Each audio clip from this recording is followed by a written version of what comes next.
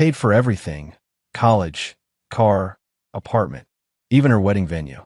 Then she looked me in the eye and said her wedding was yesterday, just for special people. A week later, she called screaming about unpaid rent. I replied, "Didn't I tell you? My name is Lloyd Bannister. I'm 55 years old, and I've spent the last 22 years being a father to a girl who wasn't mine by blood, but was mine in every way that mattered." Or so I thought. I own a chain of laundromats and dry cleaners, for locations spread across the metro area. Nothing fancy, but honest work that provided a good life. Good enough to raise Tessa, put her through college, help her get started in the world. The moment it all changed happened on a Tuesday morning. I'd stopped by her apartment to drop off some things she'd left at my place during her last visit. Wedding planning materials. Actually, seating charts, vendor contracts, fabric samples. She'd been using my dining room table as her command center for months. I knocked. Tessa opened the door, phone in hand, still in her pajamas, even though it was nearly 11. Behind her, I could see moving boxes. That struck me as odd. She hadn't mentioned moving. "Hey, Dad," she said, not quite meeting my eyes. "Thanks for bringing that stuff." I handed her the box. "No problem, sweetheart." "Hey, I was looking at my calendar this morning and realized you never told me the final date for the wedding. I want to make sure I don't schedule anything that weekend." She glanced at her phone, then back at me. Something flickered across her face. Not guilt exactly. More like inconvenience. "Oh," she said, her voice too casual. "That was yesterday. Just for special people." I stood there, still holding the empty space where the box had been, my arms frozen in place. The words didn't make sense at first. My brain tried to rearrange them into something that hurt less. "Yesterday," I repeated slowly. Tessa nodded, already turning back toward her apartment. "Yeah, we kept it really small. City Hall, then a dinner. You know how it is." I didn't know how it was. I didn't know anything anymore. "Special people," I said, testing the words in my mouth like broken glass. She shrugged, one shoulder lifting dismissively. "It was Wesley's family mostly, and Mom. We didn't want it to be a whole thing." Mom. She meant Francine, the woman who abandoned her when she was 6. The woman who missed every birthday, every recital, every parent-teacher conference for 15 years. That mom got an invitation. I did not. I wanted to rage. I wanted to demand an explanation. I wanted to ask her how she could do this, how she could erase me so completely. But something in her posture, the way she was already half turned away, the impatience in her stance, told me she'd already made her choice. Anything I said would just be noise to her. So instead, I did something I'd never done before. I said nothing. "I see." I finally managed, my voice flat. Tessa glanced at me, maybe hearing something in those 2 words that gave her pause. But then her phone buzzed, and whatever moment we might have had evaporated. "I've got to take this," she said, already stepping back. "Thanks again for bringing the stuff, Dad." The door closed. Not slammed. Just closed. Like I was a delivery driver who'd completed his task. I walked back to my truck, got in, and sat there for a long time. I didn't cry. I didn't punch the steering wheel. I just stared at the dashboard and felt something fundamental shift inside me. 22 years of being a father, and I hadn't even known my daughter got married. That evening, I sat at my desk at home and opened my laptop. I pulled up the folder where I kept all of Tessa's financial records. Rent payments, tuition installments, insurance premiums, car payments, the wedding venue deposit I'd paid last month, $3,000 for a wedding I wasn't invited to attend. I stared at the numbers for a long time. Then I opened a new document and titled it Account Closure Plan. If I wasn't special enough to witness her wedding, then maybe I wasn't special enough to keep funding her life. It was time to find out what special really meant to Tessa, and time for her to learn what it felt like to stand on her own 2 feet. The next morning, I didn't call Tessa, didn't text. For the first time in 22 years, I let silence fill the space between us. She didn't notice. Or maybe she did and just didn't care. Either way, my phone stayed quiet. I went to work like normal. Checked on my 4 laundromat locations, reviewed the books, handled vendor calls. But between tasks, I kept pulling up that spreadsheet. The numbers were staggering when you saw them all together. Rent on her downtown apartment, $1,400 a month. I've been paying it for 3 years. Her car payment, $350 monthly. Title in my name, insurance too. Health insurance through my business plan, $200 a month. Student loans. I paid off the entire balance last year, $32,000. Thought I was helping her start life debt-free. Then there were the smaller things. Phone bill, streaming services, that premium design software subscription she needed for work, $50 a month. Her gym membership, even her damn grocery delivery service. I'd set everything to auto-pay years ago, back when it felt good to support her, back when I thought I was building something. A relationship, a bond. Turns out I was just funding someone's life while they built their future around people who mattered more. My business partner, Kenneth, noticed I was distracted. We were in the back office of the main location, going over quarterly projections. "You all right, Lloyd?" Kenneth asked, setting down his coffee. "You've been staring at that screen for 10 minutes. I looked up. Kenneth was a good man, been working with me for 15 years. Knew about Tessa, had watched her grow up. "Tessa got married," I said flatly. His face lit up. "Hey, congratulations. When's the reception?" "I'll make sure to." "Yesterday. Or the day before." "I wasn't there. Wasn't invited." Kenneth's smile died. "What?" "She told me it was just for special people." He stared at me, processing. "Lloyd, you raised that girl. You're the only father she's ever known. Apparently not special enough." I turned the laptop toward him. "I've been paying for everything in her life. Everything. And I just found out she values me, somewhere below a mother who abandoned her 20 years ago." Kenneth looked at the spreadsheet, his jaw tightening. "What are you going to do?" "I'm going to stop." I pulled the laptop back. "All of it. Today. Today." He raised his eyebrows. That's a big move, Lloyd." "She made her move first," I said calmly. "I'm just responding to the reality she's created. If I'm not family enough for her wedding, I'm not family enough to subsidize her lifestyle." Kenneth nodded slowly. "Can't say I blame you. But be ready. When the money stops, she'll notice real quick." "I'm counting on it," I said. That afternoon, I started the process. First, I called my insurance broker and removed Tessa from my business health plan, effective immediately. Then I logged into my bank and canceled the automatic rent payment scheduled for next week. Stopped the car payment authorization. Pulled her off the phone plan. One by one, I severed every financial thread that connected us. My finger hovered over the final button, the one that would close her access to the joint credit card I'd given her for emergencies. She had maybe $1,500 charged on it right now. I clicked it. Done. I sat back, feeling nothing. No satisfaction, no anger. Just a cold, mechanical certainty that I was doing the right thing. Tessa wanted to define who was special. Fine. Now she'd learn what happened when you weren't. Sunday morning, 1 week after the wedding I wasn't invited to attend, Tessa and Wesley threw a celebration brunch. I knew about it because Wesley's aunt, Pearl Hooper, accidentally tagged me in a photo on Facebook before quickly untagging it. But the damage was done. I'd seen enough. The restaurant was called Harvest Moon, one of those trendy farm-to-table places downtown with exposed brick and overpriced mimosas. In the photo, Tessa sat at the head of a long table, Wesley beside her, both of them glowing. Around them, maybe 20 people. Wesley's family, some friends I didn't recognize. And there, 3 seats down, Francine. My ex-wife looked different. Hair styled, nails done, wearing what looked like an expensive dress, playing the role of mother of the bride. The mother who'd walked out when Tessa was 6 because motherhood wasn't her calling. Those were her exact words in the divorce papers. I zoomed in on another photo someone had posted. Wesley was standing, glass raised, mid-toast. The caption read, "To family who always believed in us." Always believed. I believed in Tessa when she wanted to quit college sophomore year. Believed in her when she switched majors 3 times. Believed in her when she took that low-paying marketing job instead of the corporate position I'd helped her get an interview for. And Francine, she'd sent a birthday card. Maybe. Once every few years. But she got invited to the brunch. She got to sit at that table, bask in the celebration, pretend she'd been there all along. I set my phone down and walked to my home office. Pulled out the metal lockbox from the closet where I kept important documents. Inside were 22 years of memories.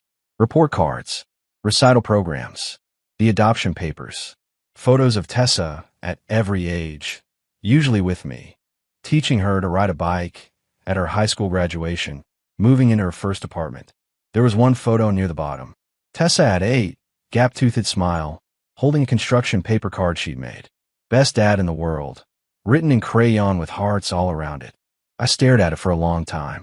Then I put everything back in the box and closed it, filed it away like evidence in a case that was already decided. My phone buzzed. A text from Kenneth. Saw the brunch photos. You holding up okay? I typed back, fine, just finalizing some things. What I was finalizing was the last piece. The one I'd been holding back on, giving Tessa a small window to reach out, to apologize, to acknowledge what she'd done. She hadn't. I opened my laptop and navigated to the property management portal for Tessa's apartment building. I'd co-signed her lease 2 years ago when she didn't have enough credit history. Technically, I was on the hook for her rent. I drafted an email to the landlord, informing him I was withdrawing as co-signer effective immediately. Legal clean done. They'd either need Wesley to replace me or Tessa would need to find a new place. Then I opened the file for the commercial properties I rented for my laundromats. 3 of them came through Wesley's firm, Hooper Real Estate Group. Wesley himself had handled 2 of the transactions. I called the primary agent I worked with there, a woman named Linda. Lloyd, good to hear from you. What can I do for you? Linda, I'm considering consolidating my properties. Might be moving some locations. Wanted to ask, how much notice do I need to give if I don't renew the leases? Oh, she paused. Well, you've got 90 days on 2 of them. The third one is month to month. Thinking of relocating. Just exploring options, I said. Thanks, Linda. I wasn't relocating, but Wesley didn't know that. And when those leases came up for renewal in 3 months, I'd make my decision based on how Tessa handled the next few weeks. Family who always believed in us. Fine. Let's see how much they believed when the foundation started shifting. It took 5 days for Tessa to notice. 5 days of silence before my phone finally rang with her name on the screen. I was at the main laundromat, restocking change machines, when it buzzed in my pocket. I glanced at it, let it ring twice more, then answered. Lloyd Bannister. Dad. Tessa's voice sounded stressed. Hey, I've been trying to reach you. Have you? I kept feeding quarters into the machine. I haven't seen any missed calls. Well, I texted. A few times. I hadn't responded to the texts. One had been a meme about marriage. Another asked if I could recommend a good dry cleaner for Wesley's suits. As if nothing had happened. What can I do for you, Tessa? I asked, my tone professional. Distant. Okay, so, something weird is happening. My rent payment bounced. The landlord sent me this really aggressive email about late fees, and I checked my account, and the money just isn't there. Did something happen with the transfer? No transfer happened, I said calmly. I stopped making them. Silence on the other end. Then, what do you mean you stopped? I mean exactly that. I'm no longer paying your rent. But why? Dad, I don't understand. Did I do something? The question was so absurd, I almost laughed. Did she do something? Like excluding me from her wedding was just a minor oversight. Tessa, I said, keeping my voice level, you got married a week and a half ago. You didn't tell me. You didn't invite me. You said it was just for special people. I thought a lot about that phrase. And I've decided that if I'm not special enough to be part of your life's important moments, then I'm not special enough to fund them either. Oh my God. Her voice shifted, defensive now. Are you serious? You're punishing me because of the wedding. I'm not punishing you. I'm adjusting my financial commitments to reflect the relationship we actually have, not the one I thought we had. This is insane. She was getting louder now. You're being petty. Petty, I repeated. Interesting word choice. Tell me, Tessa, how much is your rent? $1,400. You know that. And your car payment? $350, but health insurance. She hesitated. I don't know. $200 maybe. You don't know, I said quietly, because you've never had to think about it. I've handled everything for so long. You don't even know what your own life costs. That's going to change. Dad, please.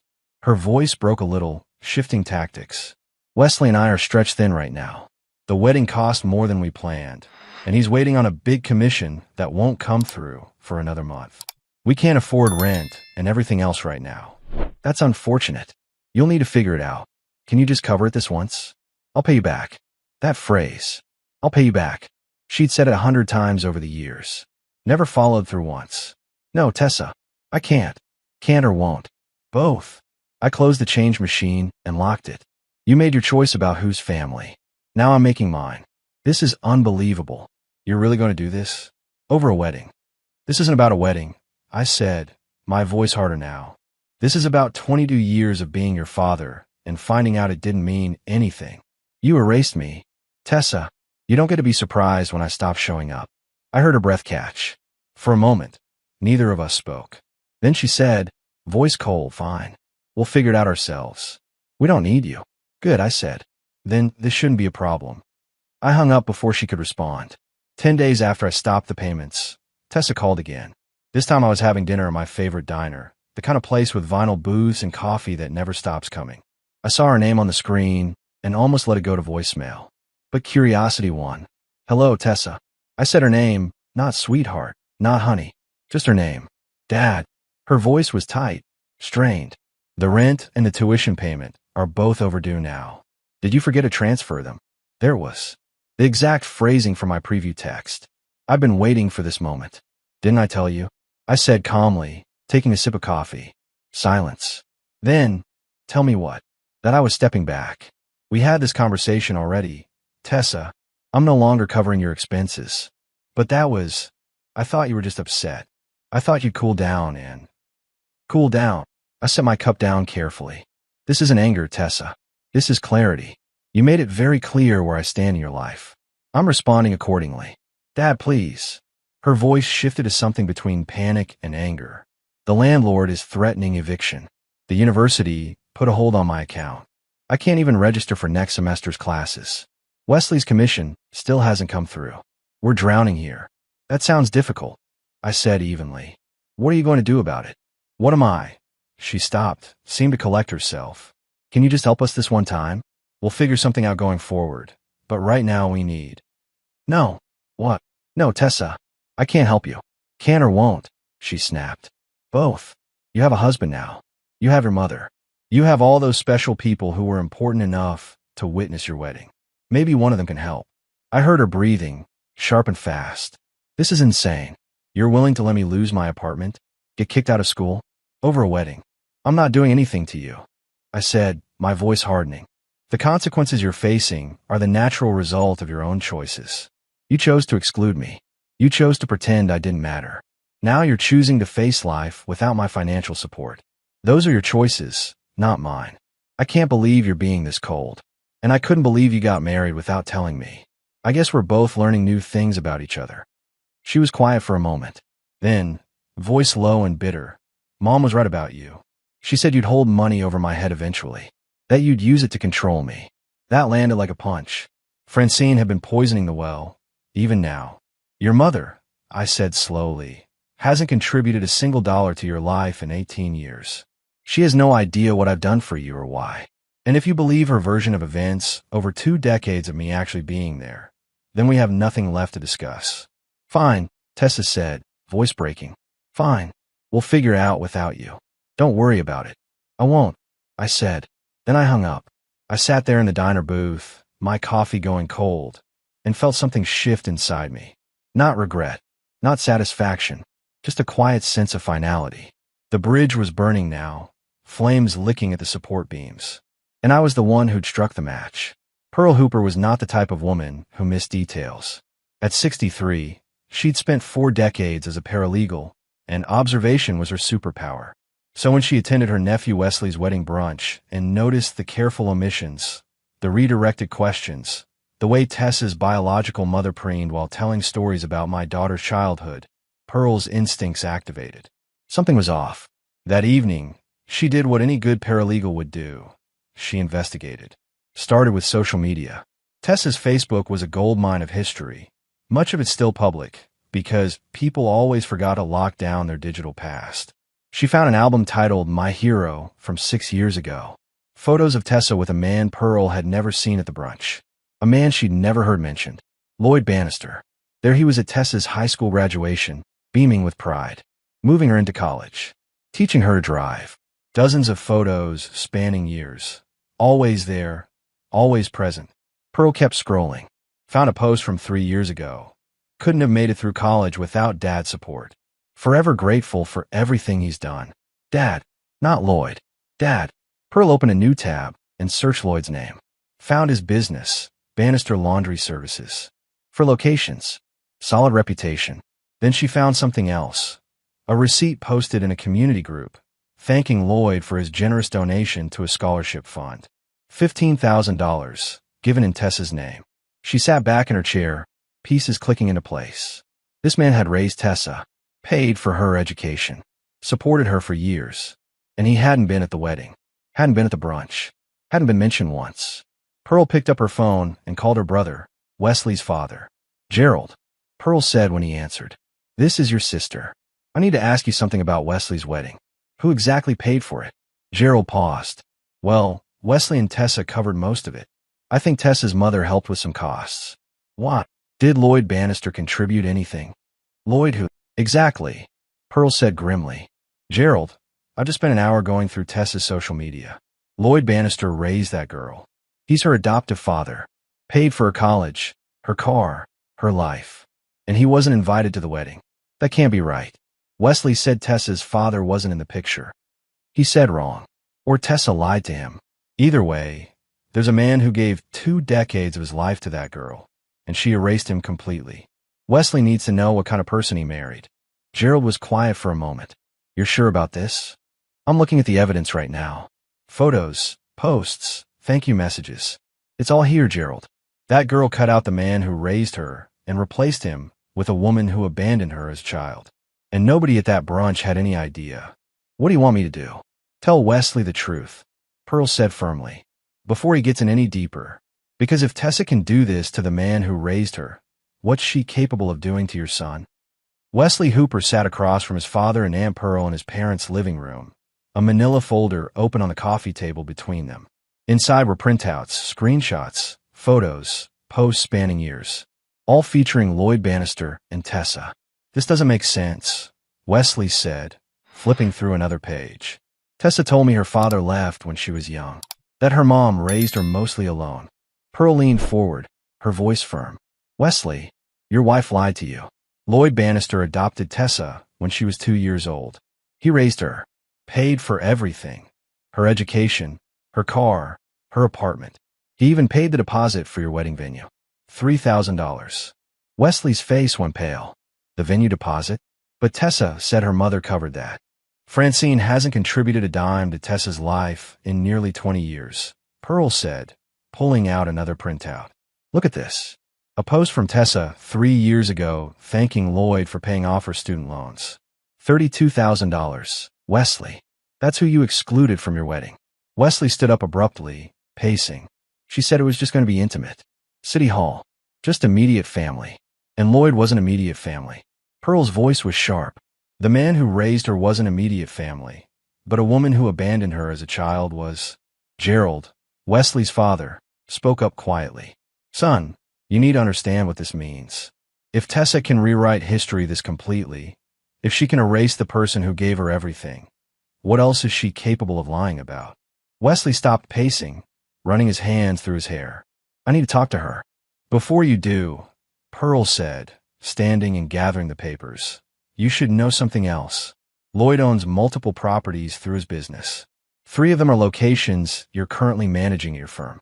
Your biggest accounts, Wesley. And from what I understand, those leases are up for renewal soon." Wesley's stomach dropped. "You're saying you might pull them?" "I'm saying," Pearl said carefully, "that the man you and your wife excluded from the most important day of her life also happens to have significant influence over your career. And right now, he has every reason to take his business elsewhere." Wesley sat back down heavily. His wedding, his marriage, his career, all of it suddenly felt like it was built on sand. "What do I do?" he asked quietly. Pearl placed a hand on his shoulder. "You figure out who you actually married, Wesley, and then you decide if that's someone you want to build a life with." That evening, Wesley came home to find Tessa at the kitchen table, laptop open, clearly stressed. Bills were spread out around her. Rent notices, university statements, credit card balances. "We need to talk," Wesley said, his voice flat. Tessa looked up. "Not now, Wesley. I'm trying to figure out how we're going to pay rent. Dad still hasn't transferred." "Don't call him that," Wesley interrupted. Tessa blinked. "What? Lloyd? Don't call him Dad. Not after what you did to him." Her face shifted, defensive. "What are you talking about?" Wesley pulled out his phone and opened the photos Pearl had sent him. He held it up, showing a picture of young Tessa with Lloyd at her high school graduation. "Who is this, Tessa?" She glanced at the photo, then away. "That's Lloyd. I told you about him." "No, you didn't. You told me your father wasn't in the picture. You told me your mother raised you. But Lloyd Bannister adopted you when you were 2. He paid for your college. All of it. He paid for your car, your apartment, your life. He paid $3,000 for our wedding venue. A wedding he wasn't invited to." Tessa stood up, her chair scraping against the floor. "Who told you all this? Does it matter? It's true, isn't it?" She crossed her arms. "It's complicated." "It's not complicated." Wesley's voice rose. "You lied to me. You told me you were independent, that you'd worked your way through college. But the whole time, there was a man funding everything, and you erased him from your life story. From our wedding. I didn't erase him. He and I we grew apart." "Tessa, there are photos of you from 2 years ago calling him the best dad in the world. That's not growing apart. That's deliberate." She turned away, staring out the kitchen window. "You don't understand. My mom, my real mom, she wanted to be part of my wedding. It was important to her. And Lloyd, he was always so controlling with money, always making me feel like I owed him. He was controlling." Wesley's laugh was bitter. "Tessa, he paid for everything and apparently never asked for anything back. That's not controlling. That's being a father. And you cut him out like he was nothing." Tessa whirled around, tears starting now. "So what? You're on his side now." "I'm trying to figure out who I married," Wesley said quietly. "Because the woman I thought I knew wouldn't be capable of doing what you did to Lloyd. And I'm wondering what else you've lied to me about." "I haven't lied." "Stop." Wesley held up his hand. "Just stop. I need some time to think. I'm going to stay at my parents' place tonight." "Wesley, please. Do you have any idea what you've done?" he asked, his voice breaking slightly. "Lloyd isn't just some guy you can ignore. He's my company's biggest client. 3 properties. Tessa, 3 of our most valuable accounts. And you know what happens when those leases come up for renewal in 2 months? He's going to pull them. Because why would he do business with a company run by the man who married his ungrateful daughter?" Tessa's face went white. "He wouldn't. Why wouldn't he? You excluded him from your wedding. You told me he didn't matter. Well, congratulations. Now he gets to show you exactly how much he actually matters." Wesley grabbed his keys from the counter. "I'll be back for more of my things tomorrow. Until then, figure out how you're going to pay rent without me. Because I'm done carrying someone who thinks loyalty is optional." The door closed behind him, and Tessa stood alone in the kitchen, surrounded by unpaid bills and the wreckage of the life she'd thought she was building. 3 weeks after Wesley left, Tessa received an envelope. No return address, but the law firm's name embossed in the corner told her everything she needed to know. Inside were 2 documents. The first was a notice of annulment proceedings. Wesley was seeking to dissolve their marriage on grounds of fraudulent misrepresentation, specifically concealing material information about her financial dependency and family relationships prior to marriage. The second document was worse. It was from Lloyd's attorney, a formal demand letter. The wedding guests who'd given gifts, 14 of them, had been contacted by Lloyd's legal team. They'd been informed of the full circumstances, that Lloyd had paid for Tessa's education, housing, and the wedding venue deposit, while being deliberately excluded from the ceremony. The letter detailed how several guests now felt their gifts were given under false pretenses. 7 of them were demanding their gifts returned. The letter listed each item with its estimated value. Total, $4,200. Tessa's hands shook as she read. She didn't have $4,000. She barely had $400. Her phone rang. Her mother, Francine. "Did you get a letter from some lawyer?" Francine asked, voice tight. "You got one too?" "Threatening me with defamation charges if I continue making false statements about Lloyd. Apparently, someone's been documenting everything I've said about him being controlling and manipulative. They're calling it slander." Tessa felt the walls closing in. "What do we do?" "We?" "There's no we, Tessa. I'm not getting sued because you decided to burn bridges with your cash cow. Figure out yourself." The line went dead. Tessa sat in her empty apartment. Wesley had taken most of his things and stared at the legal papers. Her university enrollment was suspended. Her landlord had filed eviction papers. Her credit cards were maxed out, and now her own wedding guests wanted their gifts back. She pulled out her laptop and opened Facebook. Searched for Lloyd's name. His profile was private now, but his business page was still public. There, posted just yesterday, was a photo of him with a young woman in a graduation cap and gown. The caption read, "Proud to support another deserving student through the Bannister Scholarship Fund. Congratulations, Sarah, on your nursing degree." The comments were full of praise.